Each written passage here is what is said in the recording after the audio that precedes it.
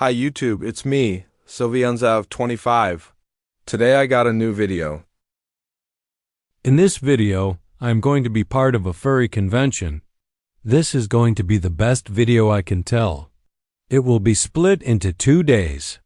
This will be the first day. Let's start with the opening ceremony.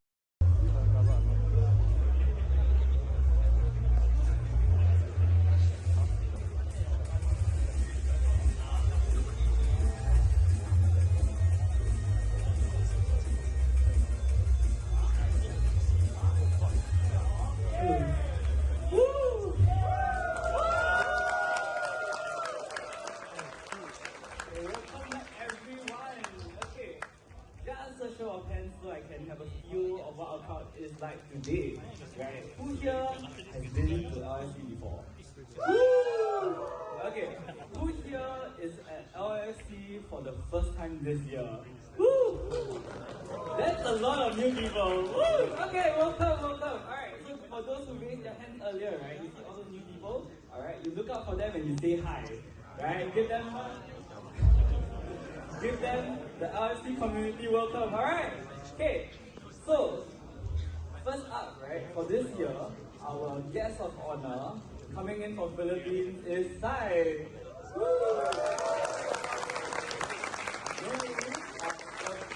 lot of opportunities to say hi to him later.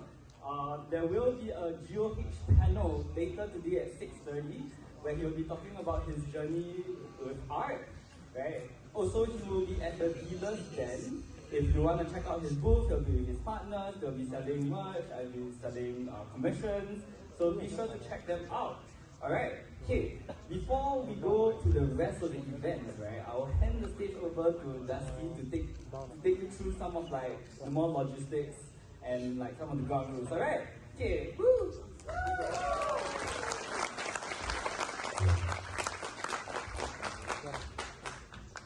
Hi guys! Nice to see everyone again.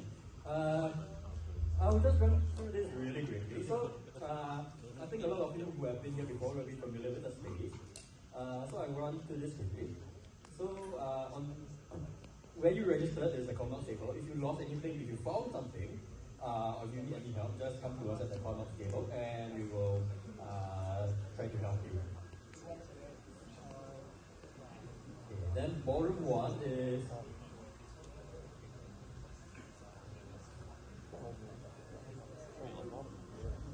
is here. So behind you, where you see the black colored drapes, there's a very nice photo booth there. I hope you all take many pictures with it. And this will be where the DJ judge is as well. So next up is the panel room. All the panels will take place there, and my own so-called activity event, Furry okay will be there later as well. So if you want to take karaoke, then just come on over. So next to it is the dealer's den, where you can find our very nice jewelry there selling lots of very nice goods, and a whole host of other dealers that we have this year. We have a lot more this year. And so super sponsors will get the entry from 1:30 and sponsors from 2. So just a few rules for the dealers then. Please do not wear your full suit inside. If you have any tails, if you're wearing any tails or anything like that, please also take them out because we don't want to knock any of the stuff from the dealers off the table. And also, please do not bring food or drinks inside.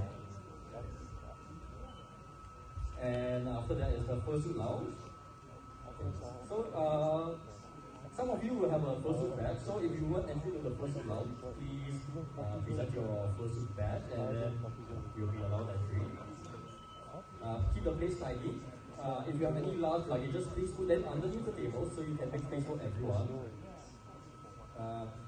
Then you just want to share the room with everyone. So there's water, there's drinks, just share it with everyone. And then for the last one, and no food inside inside the fursuit lounge for obvious reasons. Yeah. And then we have a lot of our fursuit hair drying racks. So if you are done drawing, please let others use it. Just take it off the rack.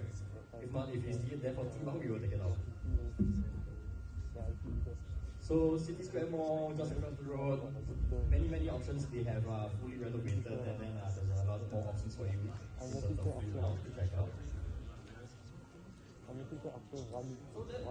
So I think a lot of people will be very familiar with this very famous room called the 126 room. So to keep it the pleasant experience for everyone, every day, please take at least one shower and to keep yourself energized. Eat 2 meals a day, and lastly, 6 hours of sleep. Yeah, so you just hold in mind and you are good to go.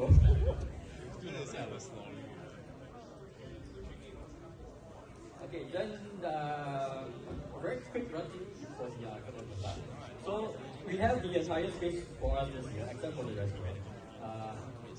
So what I will need everyone to do, we your cooperation with this, is to wear your badge at all times so that we can know you are again a family. If you lost your badge, please come to Cornops and we will try to settle the matter for you. So just be kind, be considerate to everyone, not just to your fellows at least, but to members of the public who may be here as well. So if you want to take a picture, if you want to hug, ask for permission first. Take care of the venue, don't litter, do not paste stickers, and don't paste stickers on random tables or anything. And then, yeah, no food and drinks allowed in the villas there, no food in the villas in the first lounge. And then, yeah, since there's a restaurant up there, there'll be a lot of members of the public looking at us, so be considerate to them as well. So, that's all from me. I'll hand the mic back over to Dave Bro, who has a lot of exciting stuff to share. Thank you. Alright, I usually like to go through the next part fairly quickly. The next one after the opening ceremony was the Furry's Got Talent. Somehow, I only got one furry person inside. Could do more, but didn't have enough time. No, I'm not doing that. I'm not doing that. No.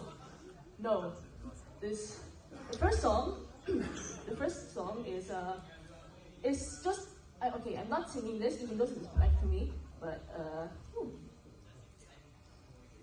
you guys know your Jace? No? Dang, okay, I guess not. This song is, I can't pronounce the name. Is it Arurian Dance? But I won't be singing. It's just purely, yeah. So, okay. Palms sweaty, knees weak, arms spaghetti. No. All right. So, here goes.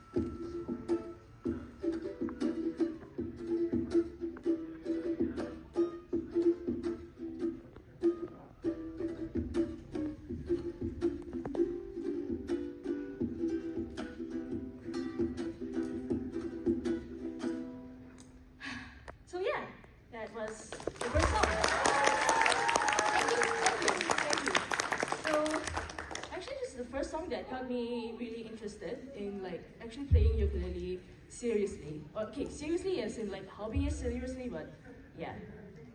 So most of the time I've been playing, prefer to do instrumentals because I'm not that confident in my voice yet. But the next one, I'll be singing. Yes. Too bad I had to end it there, but now that those are out of the way, let's see how many furries I have hugged. Side note, the outfit I wore was not a shiny. Actually, before I show how many furries I've hugged, there is one more event I haven't shown. It's the Guest of Honor event. Let's take a look. And thanks to that workshop, I got to learn a lot more about art. So if you can compare these two slides, it's kind of night and day. How much my art kind of, like, I think this is pretty rough now, but it's kind of night and day, like how much improvement I've gone through. It's probably like a year apart. But yeah, thanks to that animation studio, I actually got my foot in the door, so to speak, and I was able to be part of the workforce. So thanks to that, I'm able to like be exposed to like projects like Augie the Cockroaches. But even though I was working, I still did what I did when I was a programmer and still accepted like work that was referred to me. And I still like did conventions, and I still like came across different things. Different jobs while I'm doing conventioning, which I'll talk about later. So I just want to show what kinds of work I've done in the studio. So we did like the remaster of Augie. So this, you can see like the difference between the original 420p and the 4K remaster that went through our studio. And here's a little bit more interesting, which was DuckTales. These are like the in-house materials that we would get from Disney, and we would like extend those few backgrounds. So it was like 30 backgrounds or so, and then we'll extend it to like 800 plus. So definitely a lot of work involved in it, and sometimes we try to have fun. We try to like put funny things in it, but sadly, Disney's very good at sniffing them out. So like here, it's like perfectly cut, so you can't really tell. So eventually, the big thing about being on an animation studio was contractual. So my contract had to come to an end eventually. And as I said earlier, like the backgrounds rig up to like 800 plus, that's per episode. And you know, there's like a lot of demands that it's kind of hard to meet. And it was too much for me, apparently. So when my contract ended, I didn't really feel like seeking to like renew it in any way. So instead, as I said, like continuously, I've been doing side hustles still. I've been accepting like commissions from friends, referrals from friends, and stuff like that. And I was also active online. So I was basically like kind of living two tracks of my life, and eventually the track of freelancing was starting to like demand more out of me, okay? So now let's talk about going to freelancing. So an important thing to think about when you're considering to freelance is that you're a business, and that means you're not just an artist anymore, but you're doing a lot more. You're wearing multiple hats. You're the manager. You're doing advertising. You're doing branding, whatever. Like it depends on like how much you want to like cover with your work. And you ultimately deal with clients and you form agreements with them over the services and goods you provide. And one thing about freelancing is even though you're flexible with your work hours, you're also like you have to be responsible for your work-life balance and health. Like as I've said, you're gonna be the architect of your own misery. And often work is not really consistent or stable compared to like, you know, being on a day job like being on corporate or being on a studio. So that's something you need to be ready about. So as I've said, getting work is probably the hard part in freelancing. So a key thing is to ensure that you have an accessible portfolio and make sure it's easy to browse, and you need to tailor fit it for the jobs you're hoping to get. So if you want to be a character designer, make a character designer portfolio, show just characters. If you want to do multiple roles, you can do tabs or do different. It depends on where you're putting your portfolio. So, and one key thing is to not be shy about your work. There's no negative technically. You can just post art, you can repost old work. Every time there's a chance to post art, there's a event, a hashtag or something like that, or a person is open calling for people to share their work. Just don't be shy, just participate in it. And participating in conventions is basically the offline version of posting stuff online, in my opinion. And yeah, fan art can definitely get you work. So if anyone says otherwise, they're probably just bitter. And another thing that could help is you can follow professionals and other industry people, because sometimes they'll be posting about work, or maybe there's lots of things, because things tend to be shaky because they're also maybe freelancing. And one thing you can also try in getting work is doing a cold email. A cold email is literally just sending the company you want to work with an email that you want to work for them. So that's something you can try. And something that keeps happening in my life, so I'll put it here, is friends can also refer you to work.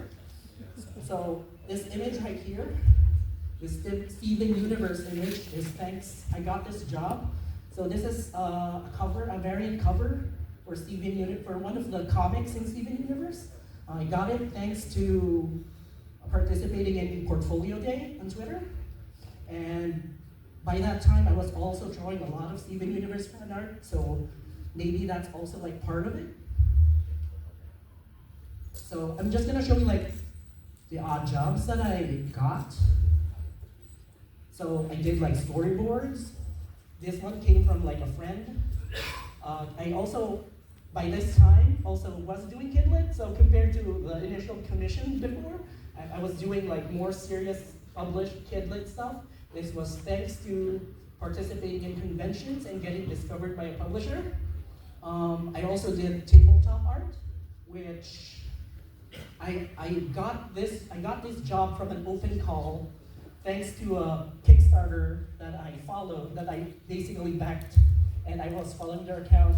They made an open call, and I just applied. I wasn't sure if I was ready, but they seemed to deem me ready for tabletop game art. So I also did various comics work that's not purely me being the main artist.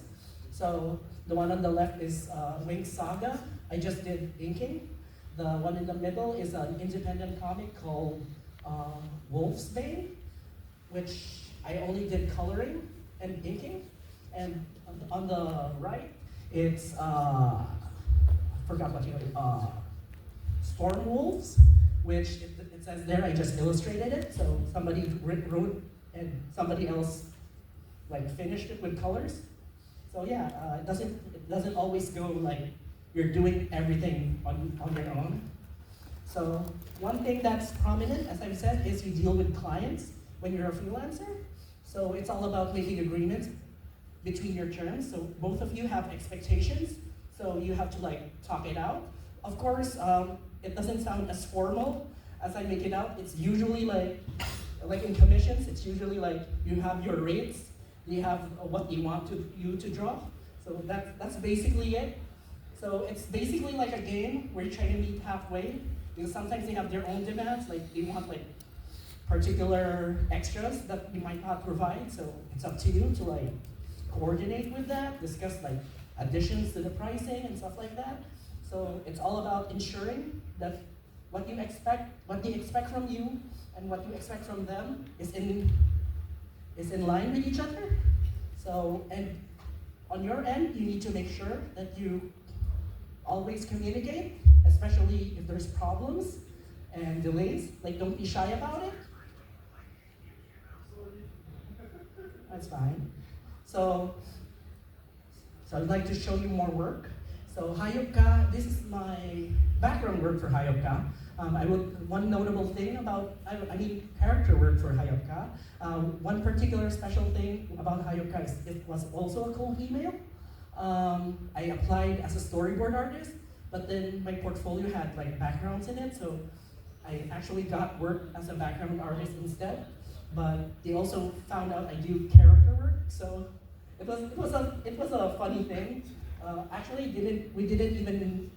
Hayopka wasn't even like known as or planned to be a Netflix show or a movie back then. So here's just a view of the characters and the backgrounds that definitely had its own process.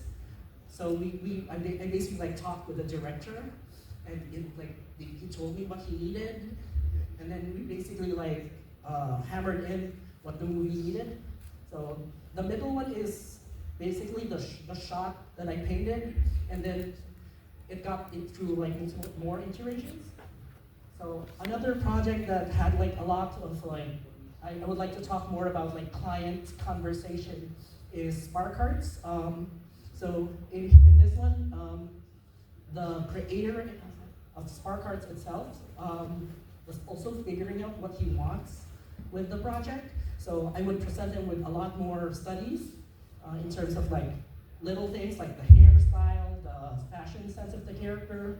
We were also like trying to figure out the vibe of the character, like what kind of personality he has. So basically he was paying me for like visualizing his thoughts.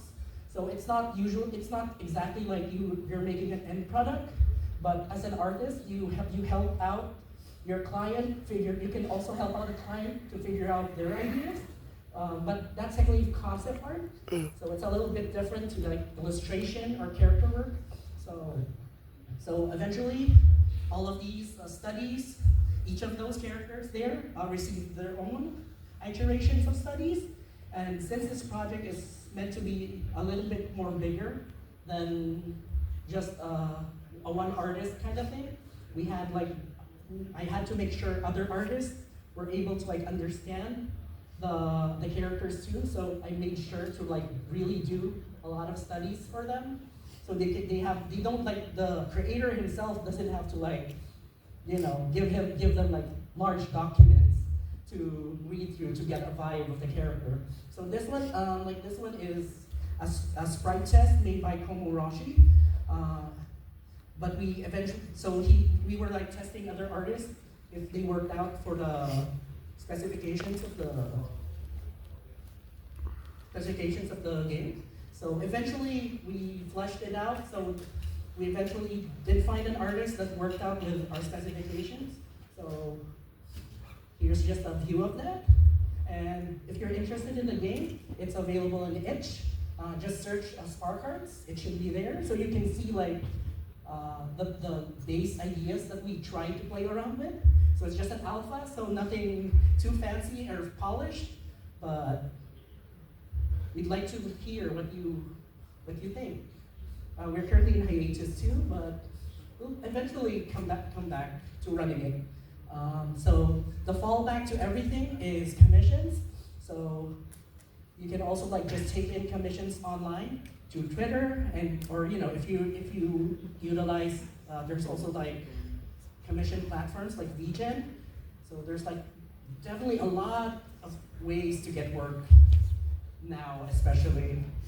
So, but then we keep talking about work, but you should also think about yourself, and you need to talk about your growth. So as an artist, you're not just chasing your clients. You need to also like build yourself online, or build yourself, period. So you need to find your niche and build a community. Now that is finished. Sorry I had to end it there. My body was almost going to pass out. But now let's see how many furries I've hugged. Also, there's going to be a bonus furry who's going to chase me. Don't know why, but enjoy.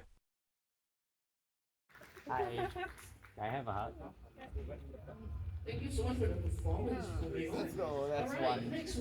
That's one. Thank you. Okay. I know we already did a hug, but this one's for my viewers, for my YouTube. But yeah, she's gonna dance and there's actually a video as well. So I'm about to be very surprised. Actually, I haven't seen the video yet, so I'm gonna be very surprised. I was not expecting Welcome, Aries! that. Hi. Hi. One person help me out. Can I have a hug? Yeah, I like that. I love.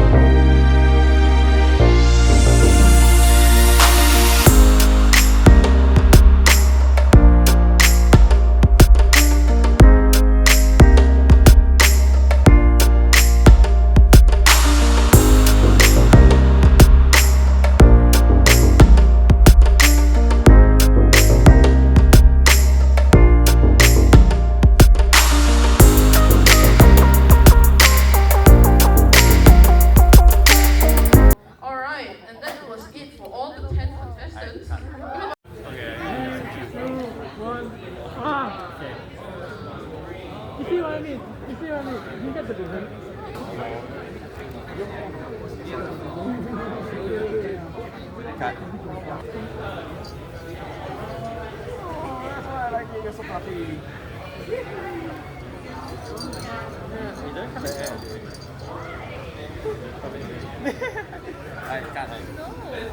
I had to shout to myself so I can get hug you. You're so cute. You wanna shout out? Yeah, you wanna shout out your name to my viewers? Is it nice? No, it's just a video. It's a video recording. I know, like just at least say like your username or which one you're on, like which social media you use. Doesn't matter. I mean, that's what happens. My name is Bloomy and my username is Lumia Cat Dragon. Lumia Cat Dragon. Do like follow them. Like, yeah, that's what I want. Oh gosh, I was on my balance.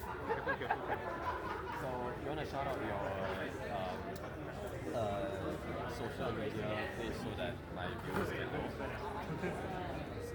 So his one is DODE. So shout out to him. Make sure to look at his contents. Alright, thank you.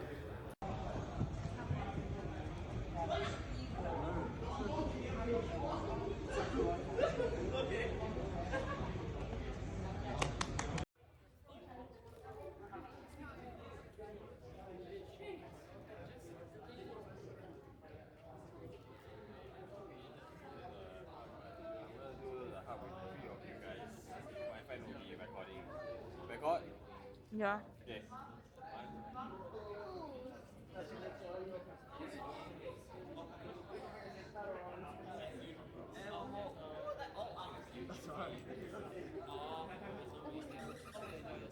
That is all for this day. Do look out for day 2, when I find some new things to do.